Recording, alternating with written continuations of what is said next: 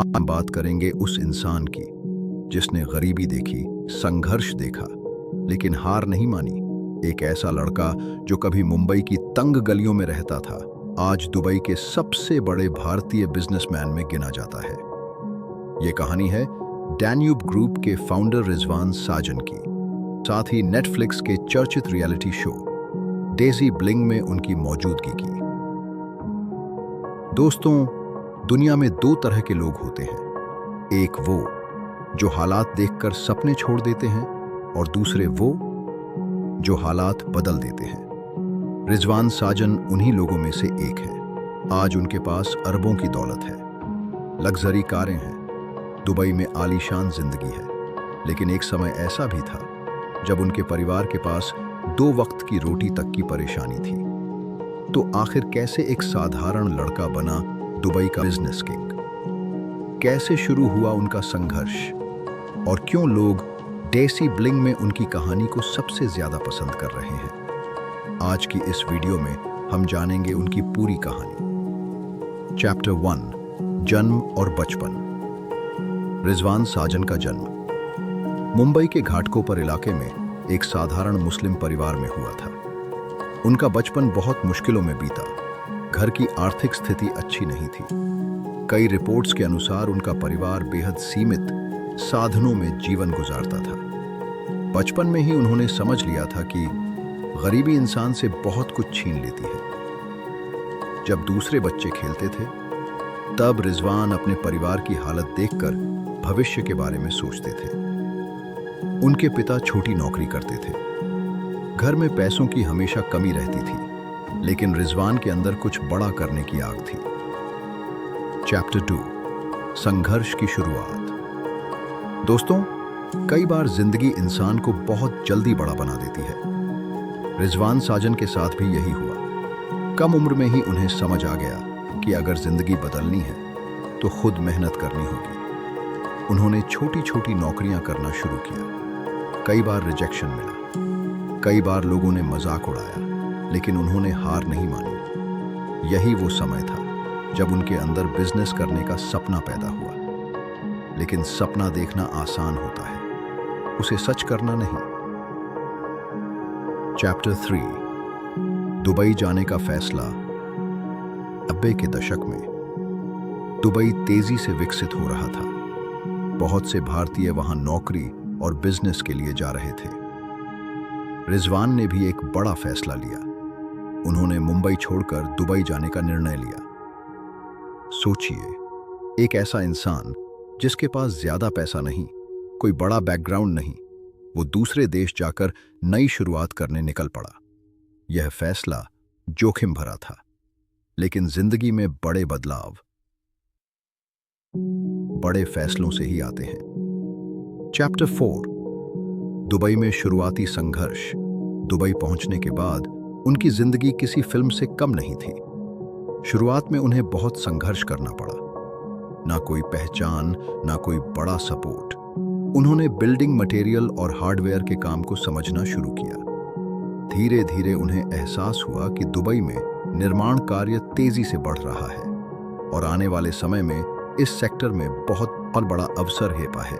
यहीं से शुरू हुई उनकी असली business journey. Chapter 5, Danube group की शुरुआत।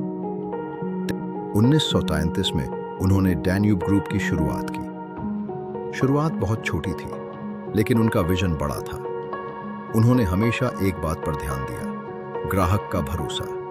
धीरे धीरे उनका बिजनेस बढ़ने लगा। हार्डवेयर से शुरुआत करने वाला ये छोटा व्यापार में रियल एस्टेट, होम इंटीरियर और कई बड़े सेक्टर्स तक पहुंच गया। डैन्यूब ग्रुप दुबई की बड़ी कंपनियों में गिनी जाती है। चैप्टर 6, असफलताएं और चुनौतियां। दोस्तों, सफलता की कहानी कभी सीधी नहीं होती। रिजवान साजन की जिंदगी में भी कई मुश्किलें आईं। बिजनेस में नुकसान हुआ, मार्केट में उतार चढ़ाव आए, प्रतिस्पर्धा बढ़ी, लेकिन उन्होंने एक चीज कभी नहीं छोड़ी, कंसिस्टेंसी। उन्होंने हर समस्या को सीख में बदला। चैप्टर 7, अरबपति बनने का सफर। धीरे धीरे उनका बिजनेस इतना बड़ा हो गया कि उनका नाम दुबई के सबसे अमीर भारतीयों में गिना जाने लगा। आज उनकी नेटवर्थ अरबों में बताई जाती है। उनकी लाइफस्टाइल बेहद लग्जरी है, लेकिन खास बात यह है कि इतनी सफलता मिलने के बाद भी वो अपनी संघर्ष भरी शुरुआत को नहीं भूले। यही चीज उन्हें बाकी अमीर लोगों से अलग बनाती है। चैप्टर 8, परिवार और निजी जीवन। रिजवान साजन सिर्फ बिजनेस तक सीमित नहीं है, उनका परिवार भी काफी चर्चित है।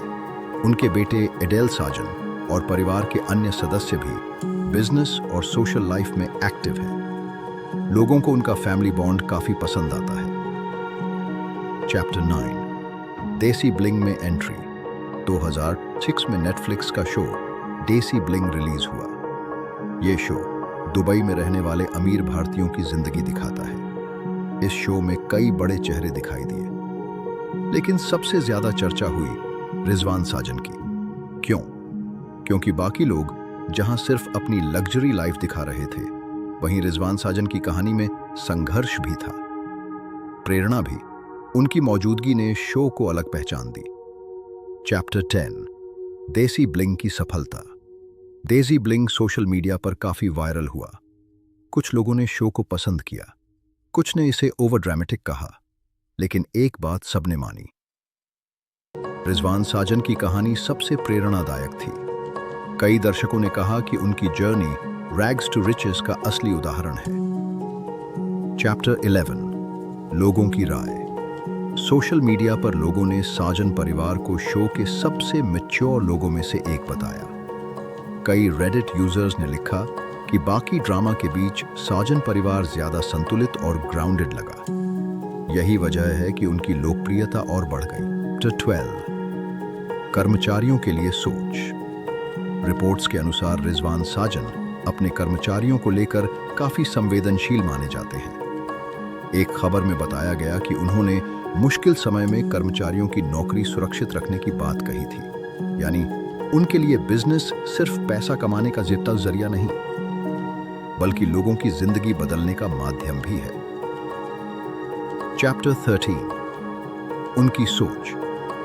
रिजवान साजन की सफलता का सबसे बड़ा कारण क्या है? डिसिप्लिन, हार्ड वर्क और रिस्क लेने की हिम्मत। उन्होंने कभी अपनी परिस्थितियों को बहाना नहीं बनाया।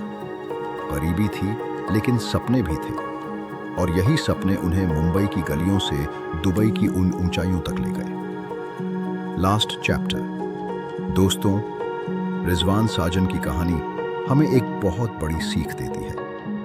अगर इंसान ठान ले तो हालात चाहे कितने भी खराब क्यों न हो, वो अपनी जिंदगी बदल सकता है। एक समय था जब उनके पास कुछ नहीं था। आज वही इंसान करोड़ों लोगों के लिए प्रेरणा है। इसलिए कभी अपने सपनों को छोटा मत समझो, क्योंकि शायद जो संघर्ष है वही कल आपकी सबसे बड़ी ताकत बन जाए। अगर आपको रिजवान साजन की ये प्रेरणादायक कहानी पसंद आई हो तो वीडियो को लाइक करें, चैनल को सब्सक्राइब करें और कमेंट में जरूर बताएं, क्या आप भी जिंदगी में बड़ा सपना देखते हैं? मिलते हैं अगली वीडियो में। धन्यवाद।